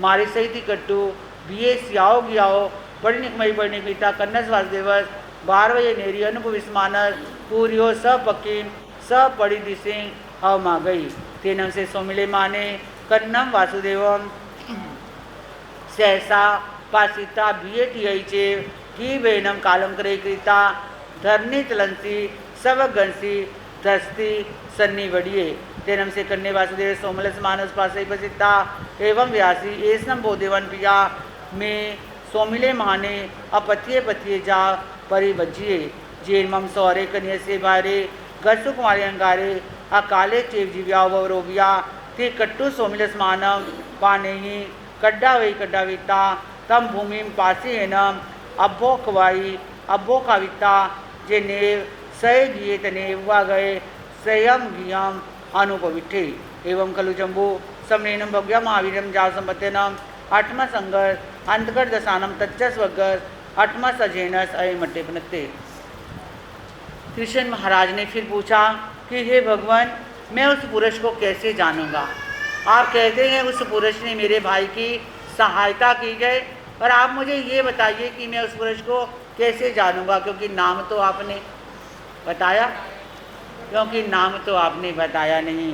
तब कृष्ण के पूछने पर प्रभु ने कहा कि हे कृष्ण, जिसने तुम्हारे भाई का भला किया है, अभी द्वारिका नगरी में जाते समय जो पुरुष तुम्हें देखते ही देखते खड़ा खड़ा ही मृत्यु को प्राप्त हो जाए, उसी को तुम गस्सु कुमार का घातक मान लेना। भगवान को वंदन नमस्कार किया। अब प्रवचन किसने सुनना था? भ्रातृ शोक से खेदित हो कृष्ण हाथी पर बैठकर अपने भवन जाने को रवाना हुए। इधर सूर्य उदय होने पर सोमिल ब्राह्मण को विचार आया कि कृष्ण वासुदेव भगवान को वंदन नमस्कार करने गए हैं। भगवान तो सभी बातें जानते हैं, उनसे कोई बात छुपी हुई नहीं। वो शायद कृष्ण वासुदेव को ज्ञात हो गया हो तो वो ना जाने मुझे किस मौत मारेंगे। इस कल्पना से सोमिल भयभीत हो गया, उद्विग्न हो गया, अपने घर से निकला और द्वारिका नगरी से भाग जाने का संकल्प कर गली कूचों से निकलने लगा। इधर भ्रातृ मुनि के अकाल निर्वाण से खेदित कृष्ण ने भी राजमार्गों का रास्ता छोड़ा और गली कूचों से जाने का विचार किया। अचानक दोनों का समागम हो गया, यानी कृष्ण महाराज इधर से आ रहे हैं और सोमिल ब्राह्मण इधर से आ रहा है, और दोनों का आमना सामना हो गया। और कृष्ण को देखते ही सोमिल क्या हो गया, एकदम भयभीत हो गया कि अरे क्या होगा, अब तो कृष्ण महाराज मुझे ना जाने किस मौत मारेंगे। इतना डर गया, इतना भयभीत हो गया कि वहीं खड़ा खड़ा ही एकदम ठिठका और एकदम लुढ़क गया, एकदम मर गया। कहते हैं कि सबसे पहला हार्ट अटैक शायद तभी आया होगा, सबसे पहला हार्ट अटैक उसी समय आया होगा कि एकदम सोमिल ने कृष्ण को देखा और समझ गया कि मेरी मौत सामने आ गई, और एकदम धड़ाम से गिरा और शरीर गिर कर ढीर हो गया। उपस्थित लोगों से कृष्ण ने कहा, हे देवानुदेव, मेरे सहोदर लघु भ्राता और अरिष्टनेमी भगवान के अंतेवासी गस्सु कुमार अनगार को अकाल में काल का ग्रास बनाने वाला हत्यारा यही सोमिल है। अब इसकी लाश को बाहर फिकवा दो और शव स्पर्शित भूमि को जल प्रक्षालन द्वारा शुद्ध करवाकर कृष्ण अपने भवन में आए। सुधर्मा स्वामी ने जम्बू स्वामी से यह दिन सुनाकर कहा कि श्रमण भगवान महावीर स्वामी ने तीसरे वर्ग के 8वें अध्ययन के ये भाव फरमाए हैं। एक बार दोबारा बोलेंगे जयकारा कि समता के पुजारी गस्सु कुमार तीसरे वर्ग का 9वां अध्ययन और 9वें से 13वें अध्ययन तक नम्म सुखव्यो एवं कलु जम्बू तेनम कारणम तेनम समयनम 12वें नेरिये जा पढ़ में जा भी रही तत्नम 12वें नेरिये बलदेवे नामम राया होता वन्यो तस्नम बलदेवस रनो दानी नामक देवी होता वन्यो तेनम साधारणी सियम सुमीने जा गोय में नवरम सुमुये नामम कुमारे पर नासम करना हो पर नासम दाओ 14 पुआएं गई जई बीसम बसाई परियाओ शेषम तम जा से तुंजे सिद्धे निके भी हो एवं दुमुहे भी कुदारे भी दोनों भी बलदेवे पिया धारणी माया धारवे भी एवं जेव नवरम वसुदेवे पिया धारणी माया एवं अनादित्य वसुदेवे पिया धारणी माया एवं कलुजम्बू समनेनम जा संपत्तेनम 8वां संघर्ष अंतगर दशानम तच्चस वगर तेर समम अजैनस अये मट्टे बनते। 9वें दिन का प्रारंभ होता है। श्री सुधर्मा स्वामी फरमाते हैं, हे जम्बू, उस काल उस समय में द्वारिका नगरी बलदेव राजा धारणी रानी सिंह का सपन देखा और सुमुख कुमार के समान जन्म बचपन शिक्षा का वर्णन जान लेना चाहिए। 50 कन्याओं के साथ विवाह हुआ और दीक्षित होकर 14 पूर्वों का अध्ययन किया। 20 वर्ष दीक्षा पर्याय पाली और संलेखना संधारा करके शत्रुंजय पर्वत पर सिद्ध बुद्ध और मुक्त हुए। 9वां अध्ययन पूरा हुआ। 10वें और 11वें अध्ययन के नायक दुर्मुख और कुप कुमार थे, जो बलदेव पिता और धारणी रानी के अंगजात द्वारिका के राजकुमार थे। 12वें अध्ययन के नायक दारुक और 13वें अध्ययन के नायक अनादृष्टि कुमार ये दोनों वसुदेव राजा और धारणी रानी के पुत्र थे। सभी द्वारिका के निवासी थे। तीसरा वर्ग समाप्त होता गया। चतुर्थ वर्ग जैनम बनते समनेनम जा संपत्तेनम आठवां संघ संतकर दशानम तच्चस वग्गस आय मठे बनते चौथस नम बनते वग्गस संतकर दशानम समनेनम जा संपत्तेनम के अट्ठे प्रत्ये एवं खलु जम्बू समनेनम जा संपत्तेनम चौथस वग्गस संतकर दशानम 10 जेना पनता तंजा जाली मियाली व्याली पूरी सेने ये वारी सेने ये पजुन संभ अनिरुद्धे सच नेमी ये दृढ़ नेमी जैनम बनते समनेनम जा संपत्तेनम चौथस वग्गस 10 जेना पनता पड़मस नम बनते जैन समनेनम जा संपत्तेनम के अट्ठे बनते एवं खलु जम्बू तेनम कालेनम तेनो समेनम 12 वैये नामम नेरी होता जा पड़मो कन्ने वासुदेवे आए वचम जा रही तातनम 12वें नेरी वसुदेवे राया धारणी देवी बन्यो जा गोयमो नवरो जाली कुमारे पन्ना से दाओ 12 संगी सोसम वासा परि आओ सेसम जा गोयम जा से तुंजय सिद्धेवम में आली ओ वे आली पूरी सेने वाली सेने है एवं पजुन्ने भी नवरम कन्ने पिया रुक्मणी माया एवं संबे भी नवरम कन्ने पिया जम्बई माया एवं रुद्दे भी नवरम पज्जुने पिया वे दब्बी माया एवं सच नेमी नवरम समुद्र विजय पिया शिवा माया एवं दर नेमी भी सवे एक गमा चौथस वग्गस निकेवी हो। श्री जम्बू स्वामी भगवान को वंदन नमस्कार करके कृतज्ञ के स्वर में श्री सुधर्मा स्वामी से पूछते हैं कि हे भगवान, आपने तीसरे वर्ग का जो मुझे विस्तार पूर्वक वर्णन सुनाया, मुझे बड़ी आनंदानुभूति हुई, मेरा रोम रोमानंद से नहा गया। हे भगवान, अब मैं अंत के दशांश सूत्र के तीसरे वर्ग के बाद चौथे वर्ग में प्रभु ने क्या भाव फरमाए हैं आपसे श्रवण करना चाहता हूँ। सुधर्मा स्वामी फरमाते हैं, हे जम्बू, चौथे वर्ग में भगवान ने 10 अध्ययन फरमाए हैं। जाली कुमार, म्याली कुमार, ओयाली कुमार, पूरी सेन, वारी सेन, परदुमन कुमार, श्याम कुमार, अनुरुद्ध कुमार, सतनेमी कुमार और दृढ़नेमी कुमार।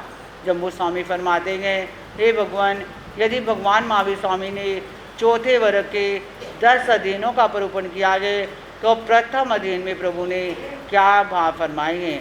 सुधर्मा स्वामी ने फरमाया कि द्वारका नगरी कर्म योगी कृष्ण महाराज का साम्राज्य वसुदेव राजा, धारणी रानी और उनके जालीन कुमार नामक पुत्र हुआ, जिसका 50 कन्याओं के साथ विवाह और दत्त का वर्णन जान लेना चाहिए। विशेषता ये है वे द्वादशांगी के सांगोपांग देवता बने और 16 वर्ष की दीक्षा पालकर शत्रुंजय पर्वत पर गौतम कुमार के समान सिद्ध बुद्ध और मुक्त हुए। म्याली, उव्याली, पूरी सेन और वारी सेन का वर्णन जाली कुमार के सदृश जानना चाहिए। पांचों ही वसुदेव के पुत्र और धारणी के उधर जाते। छठे अध्ययन के नायक परदुमन कुमार किशन और रुक्मणी की संतान थे। सातवें अध्ययन के नायक श्याम कुमार किशन और जामवती के पुत्र थे। अनुरुद्ध कुमार के पिता परदुमन कुमार और माता वैदर्भी थी, जिनका 8वें अध्ययन में वर्णन जानना चाहिए। 9वें और 10वें अध्ययन में सतनेमी और दृढ़नेमी अंगार का वर्णन है, जो समुद्र विजय और शिवा देवी के पुत्र थे और भगवान ऋषनेमी के सहोदर भाई थे। सभी का एक श्री का वर्णन होने से यह बहुत सुगम है। ये चौथा वर्ग समाप्त हुआ। शर्मा स्वामी ने फरमाया कि हे जम्बू, प्रभु ने चौथे वर्ग के उपरोक्त भाव फरमाए हैं। अब 5वां वर्ग शुरू हो रहा है। जैनम बंदे समनेनम जा संपत्तेनम चौथस वग्गस अय मट्टे बनते पंचम संबंधे वग्गस अंतर्गत दशानम समनेनम जा संपत्तेनम के अट्ठे बनते एवं खलु जम्बू समनेनम जा संपत्तेनम पंचमस वग्गस 10 जेना बनता तंजा पौमा वही गोरी गंधारी लखनासु सीमाय जम्बू वही सच भामा रूपनी मूल सीरी मूल दत्ता है। जैनम बनते समनेनम जा संपत्तेनम पंचमस वग्गस 10 जेना बनता पड़मस नम बनते जैन समनेनम जा संपत्तेनम के अट्ठे बनते। श्री जम्बू स्वामी ने पूछा कि हे भगवान, श्रमण भगवान महावीर स्वामी ने चौथे वर्ग के जो भाव फरमाए हैं वो मैंने आपके श्रीमुख से श्रवण किए। अब हाथ ही हाथ 5वें वर्ग में प्रभु ने क्या भाव फरमाए हैं तो कृपा करके कहिए। शर्मा स्वामी ने कहा कि श्रमण भगवान महावीर स्वामी ने 5वें वर्ग के 10 अध्ययनों का निरूपण किया है। पद्मावती, गौरी, गंधारी, लक्ष्मणा, सुसीमा, जामवती, सत्यभामा, रुक्मणी, मूलश्री और मूलदत्ता। श्री जम्बू स्वामी ने पुनः पूछना की कि हे भगवान, श्रमण भगवान महावीर स्वामी ने 5वें अध्ययन वर्ग के प्रथम अध्ययन में क्या भाव फरमाएंगे। एवं खलु जम्बू तेनम कालम तेनो समयनम 12वें नामम नेरी होता जा पढ़ में जा कन्ने वासुदेवे आए वचम जा विरई तेनम कन्नस वासुदेवस पौमा वही नामम देवी होता वन्यो तेनम कालम तेनम समयनम अरारिटनेमी समोसड़े जा विरई कन्ने निगय जा पजुवासई तेनम सा पौमा वही देवी मिसे कायल दट्टा समाना हट तुड़ जा देवी जा पजुवासई तेनम अरारिटनेमी कन्नस वासुदेवस पौमा वही देवी जा धम का परेशानी किया। श्री शर्मा स्वामी ने कहा कि हे जम्बू द्वारका नगरी में किशन वासुदेव का शासन और उनकी 8 अग्र महिषियाँ थी, जिनमें पद्मावती भी थी जो बहुत सुंदर थी। पद्मावती रानी रूप लावण्य में उत्कृष्ट होने के कारण श्रेष्ठ गुणों से युक्त थी। उस समय भगवान अष्टनेमी का द्वारका में पदार्पण हुआ। तरन तारन जहाज आए और किशन वासुदेव परिषद धर्म श्रवण के लिए गई। पद्मावती देवी भी गई और परिउपासना करने लगी। भगवान ने धर्म कथा फरमाई और परिषदा वापिस चली गई।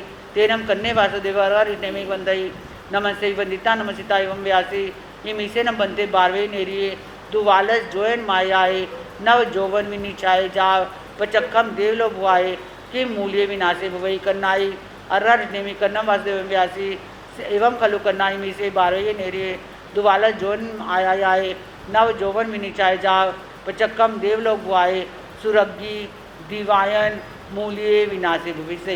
तब किशन महाराज ने वंदन नमस्कार करके भगवान से पूछा कि हे भगवान, हे देवाधिदेव, 12 योजन लंबी 9 योजन चौड़ी यावत प्रत्यक्ष देवलोक सरी की इस द्वारिका का विनाश किस निमित्त से होगा। क्या प्रश्न किया। आप देखिए कि किशन वासुदेव द्वारिका में रह रहे हैं और बहुत समृद्ध नगरी गए, पर आज कृष्ण महाराज ने क्या प्रश्न किया कि हे भगवान, इस द्वारिका का विनाश कैसे होगा। ये नहीं पूछा कि विनाश होगा या नहीं होगा, डायरेक्ट क्या प्रश्न किया कि इस द्वारिका का विनाश कैसे होगा। इसका उत्तर ये दिया जाता है क्योंकि कृष्ण महाराज ने सोचा कि पहले मेरा पुण्य था तो मैंने कंस का, जरासंध का, सबका वध किया, पर आज मेरे होते हुए भी मेरा छोटा भाई अकाल में मृत्यु को प्राप्त हो गया और मेरा छोटा भाई ही होता तो शायद कोई इतनी बड़ी बात ना होती, पर वो तो कौन बन चुका था। अरे मुनि बन चुका था, और मुनि भी किनका, वो भगवान का शिष्य बन चुका था। जब इस समय उसे मृत्यु के घाट उतार दिया गया तो लगता है कि बस द्वारिका का विनाश होने वाला है, अब मेरा पुण्य काम नहीं आएगा। जब ये सुना तो भगवान ने कहा कि हे कृष्ण, इस 12 योजन लंबी 9 योजन चौड़ी प्रत्यक्ष देवलोक के समान इस द्वारिका का विनाश मदिरा, अग्नि और द्वैपायन ऋषि के कोप से होगा। 3 चीज़ें बता दी कि मदिरा, अग्नि और द्वैपायन ऋषि के क्रोध के कारण इसका नाश होगा।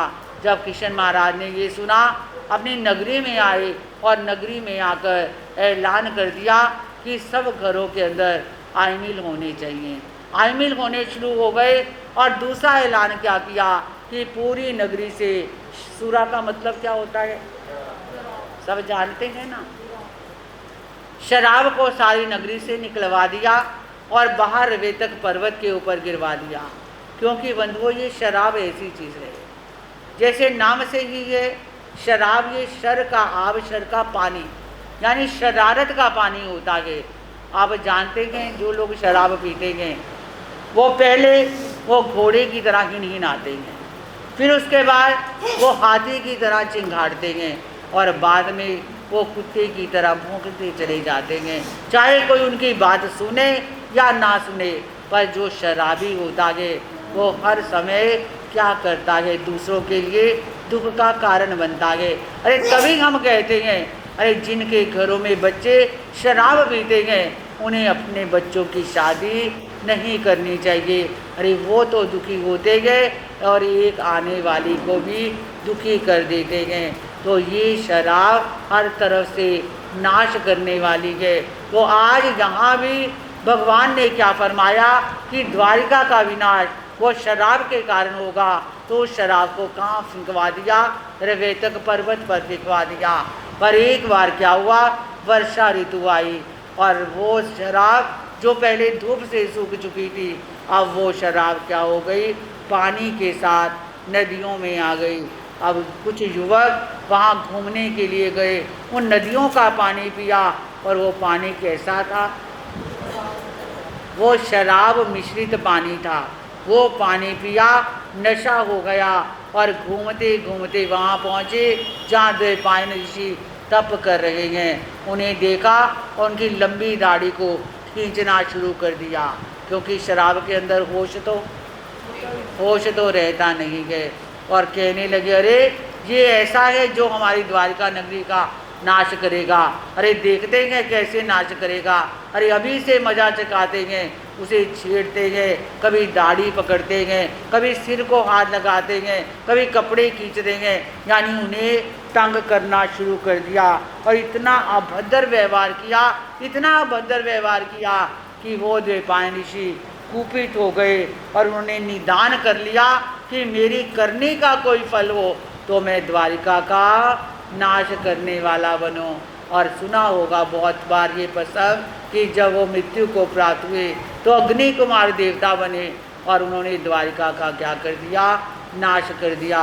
बहुत शॉर्ट के अंदर मैंने आपको सुनाया है, क्योंकि समय की भी अपनी नज़ाकत है। तो इस प्रकार जब सुना कि द्वारिका का नाश का प्रण ले लिया है, तो उस समय कृष्ण और बलदेव भागे भागे आए और हाथ जोड़कर यादव कुमारों के किए काम की क्षमा मांगने लगे। तो उस समय द्वैपायन ऋषि ने कहा कि मैंने जो निदान कर लिया उसे मैं वापस नहीं ले सकता, पर इतना कर सकता हूँ कि तुम मेरे सामने हाथ जोड़े खड़े हो तो तुम और बलदेव वो दोनों बच जाओगे, बाकी सारी द्वारिका नगरी तहस नहस हो जाएगी। और इस तरह द्वारिका नगरी का समाचार किसको पहुंचा? कृष्ण महाराज ने समझ लिया, क्योंकि अरिष्टनेमी भगवान ने बता दिया कि द्वारिका नगरी का ऐसे नाश होगा। और द्वारिका नगरी के नाश का समाचार सुनकर कृष्ण महाराज कैसे अपने लोगों को प्रेरणा देंगे और किस तरह उनकी रानियाँ, उनकी अग्रमहिषियाँ, उनकी अंत्यवासिनी वो किस तरह दीक्षावृत्ति को अंगीकार करेंगी, कल समय आने पर वो सब आपको सुनाने का, समझाने का मेरा प्रयास रहेगा। आज बस इतना ही।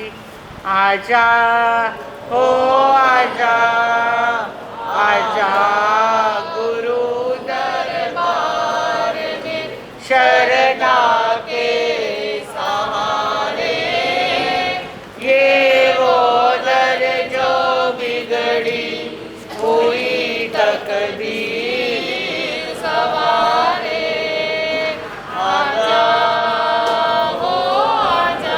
पहली विशेष सूचना जो आज के लिए आपको दे दूं कि आज दोपहर को 3 से 4 बजे कल्पसूत्र की वाचना जो नित्य प्रति हमारी मधुर गायिका साध्वी श्री पूर्णिमा जी महाराज साहब के मुखारविंद से आप श्रवण कर रहे हैं। और आज उसके अंदर हमारे चरम तीर्थंकर, हम जिनकी छत्र छाया में रह रहे हैं, जिनके उपदेशों को सुनकर हम अपने जीवन को रूपांतरित करने का प्रयास कर रहे हैं, ऐसे प्रभु का आज क्या है? आज जन्म कल्याणक है। तो मेरा आप सबसे कहना है, आप अपने बच्चों का बर्थडे मनाते हैं या किसी के घर बर्थडे पर जाते हो, तो आज किसका जन्म है? आज हमारे प्रभु का जन्म है। आज हमारे 24वें तीर्थंकर का जन्म है, तीर्थंकर भगवान का जन्म कल्याणक है। तो इसलिए आप सबने आज 3 से 4 इस सभा में ज़रूर आने का प्रयास करना है। और सपरिवार सबने बच्चों को खास तौर पर बनाकर महावीर नंदीवर्धन बनाकर साथ लाने का प्रयास करना। जो भी बच्चा आज इस सभा में आएगा सबको सम्मानित किया जाएगा, बच्चों को बच्चों के लायक उपहार दिए जाएंगे, क्योंकि आज भगवान का जन्म कल्याणक है। और जो भी आए वो अपने साथ कुछ ना कुछ, चाहे ड्राई फ्रूट, चाहे कुछ भी मिठाई या कोई भी चीज़ ज़रूर लेकर आए शगन के रूप के अंदर। अरे आज हम प्रभु का शगन मनाएंगे तो हमारे घर में भी ठीक है ना, हमारे घर में भी मंगल ही मंगल, आनंद ही आनंद होगा। तो आज किसी ने भी खाली हाथ नहीं आना, चाहे इतना इतना जितना भी कोई ड्राई फ्रूट या कोई मिठाई या कोई भी चीज़ मीठी ज़रूर साथ लेकर आनेंगे और सब ने आना गे। हम सब प्रभु के मंगल गान गाएंगे, मंगल गीत गाएंगे, आनंद मनाएंगे, ताकि हमारे घरों के अंदर भी आनंद और मंगल छाता चला जाए। समय 3 से 4 के सब ने समय पर पहुंचकर उन मंगल गीतों को गाना गे।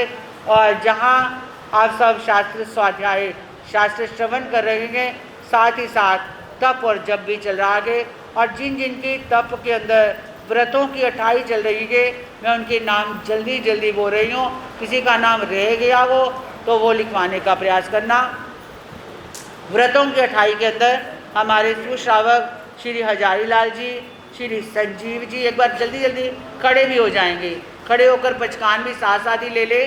श्री हजारी लाल जी, श्री संजीव जी, तरुण जी, रजत जी, नीतीश जी, रोबिन जी, दर्शना जी, अंजू जी, सीमा जी, पूजा जी, कलिका जी, राहुल जी, अंकिता जी, छील जी, स्वाति जी, शिवानी और हमारी बहन कंचन, जिन्होंने पहले मार्च कमेंट किया है। तो जो जो भी आए हैं यहाँ पर, जिनके नाम मैंने अनाउंस किए हैं।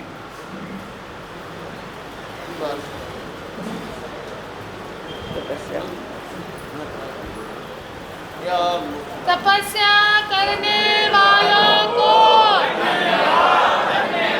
तपस्या में आगे बढ़ने वालों को किसी और की तपस्या 28 की चल रही हो और नाम ना लिखा गया हो तो मुझे नाम लिखवाने का प्रयास करे। और अमिलों की 28 श्रीमती सोनिया जैन, सोनिका जैन, अंजू जैन, अवनी जैन, महक जैन, शीनम जैन और भाई महावीर जी, इनकी अमिलों की 28 चल रही है। ये भी अपना नाम जिनके लिखे जा चुके हैं खड़े होकर पहचान ले लें। हाँ, आपका भी है अमिलों की 28? क्या नाम है आपका? अंशु। हाँ, खड़े होकर जल्दी पहचान ले ले। हाँ, बहन अंशु जी।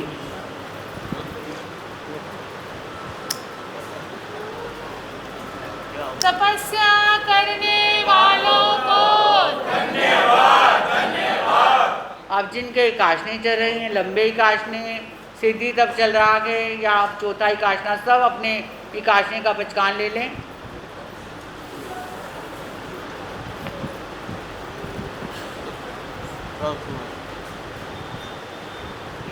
तपस्या करने वालों को और जिन्होंने काशनों का नाम अभी नहीं लिखवाया, मैं नाम ज़्यादा इसलिए नहीं बोल रही, समय भी बहुत हो गया, तो वो अपना नाम लिखवाने का प्रयास करेंगे।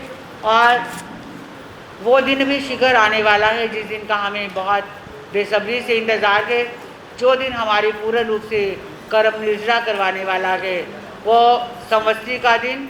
और उस दिन सब ने पोषण करने का भाव रखा है। हमने पर्चियाँ बनाएंगे, हमसे पर्चियाँ कलेक्ट करेंगे और उसे संभाल कर रखेंगे। और जो जो पोषण करेगा तो पोषण वाले दिन यानी संवत्सरी वाले दिन उनके 2 लक्की ड्रॉ निकाले जाएंगे। तो पर्चियाँ पोषण की सब इसके बाद मेरे से लेकर जाएंगे।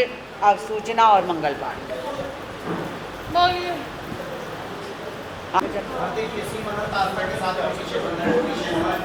महाराज श्री जी के हार में आप श्री सुसादा करते हैं, सभा में उपस्थित आप सभी भाई बहनों के साथ आज महापरिषद का 5वां दिन और गौतम अंगार गजकुमार अंगार का महाराज श्री जी ने बड़ा ही सुंदर और भावपूर्ण विवेचन हम सबके समक्ष रखा है। सभी ने बड़ी श्रद्धा से लाभ लिया है, जिन्होंने लाभ लिया है धन्यवाद के पात्र हैं। 2 दिन सूचनाओं में जैसे महाराज श्री जी ने बताया, सुबह 3 बजे कलमसूत्र के समय भगवान महावीर जन्मोत्सव मनाया जाएगा। तो सभी बड़ी श्रद्धा से भावपूर्ण तरीके से यहाँ पर सहमत कराने का भाव रखें। बच्चों को साथ में लेकर के आए। 1 से 5 साल तक के बच्चों को भगवान महावीर जी को शास्त्र का बाल रूप बनाकर के लाने का भाव रखें। शनिवार को मेहंदी की रस्म स्थानक के प्रांगण में होगी। जिन परिवारों की मेहंदी है वो कृपया अपना नाम हमारे को लिखवाने की कोशिश करें ताकि व्यवस्था को सुचारू रूप दिया जा सके। रविवार को पोषण और दया का भाव है, सभी पोषण और दया करने का भाव रखें। पहले तो पोषण का भाव होना चाहिए, जो नहीं कर सके किसी भी कारणवश वो दया का भाव रखें। जो दया करेंगे, एकाशना और व्यासना करेंगे, उनके भोजन की व्यवस्था का लाभ हमारे श्री रमेश कुमार, प्रवीण जैन, समृद्ध जैन, मोतीनगर परिवार, श्री आता वल्लभ उनके परिवार की तरफ से ये लाभ दिया गया है। तो मेरा सभी से निवेदन है कि कृपया रविवार को अवश्य पोषण और नहीं पोषण हो सके तो एकाशना और व्यासना का भाव रखें। जो भी भाई यहाँ एकाशना और व्यासना करेंगे उनके भोजन की व्यवस्था परिवार की तरफ से रहेगी। आज की प्रभावना अपनी परिवारों की तरफ से है। पहली प्रभावना का लाभ हमारे श्री प्रदीप जैन बब्बू, प्रदीप जैन बब्बू प्रधान उनकी तरफ से है। दूसरी बारी का लाभ प्रवीण जैन, समृद्ध जैन, श्री रमेश कुमार जैन, इनके परिवार की तरफ से प्रभावना है। और तीसरी प्रभावना हमारे श्री बादुराम महेंद्र पाल जैन सरप्रस्त है सभा के, उनके परिवार की तरफ से है। सभी से निवेदन है कि प्रभावना लेकर के जाएं। एक सूचना में दोपहर को 2 से 3 बजे आत्मा चैनल के ऊपर जो ये प्रवचन टेलीकास्ट होता है उसका प्रसारण दिखाया जाता है। तो जो भी भाई देखना चाहते हैं 2 से 3 बजे वो आत्मा चैनल के ऊपर प्रवचन का प्रसारण देख सकते हैं। सभी का यहाँ पर आने पर बहुत बहुत धन्यवाद। सभी का यहाँ पर आने पर हार्दिक स्वागत और अभिनंदन है। जो भाई यहाँ पोषण करेंगे, बहनें पोषण करेंगी, उनको समाज की तरफ से विशेष रूप से सम्मानित भी किया जाएगा।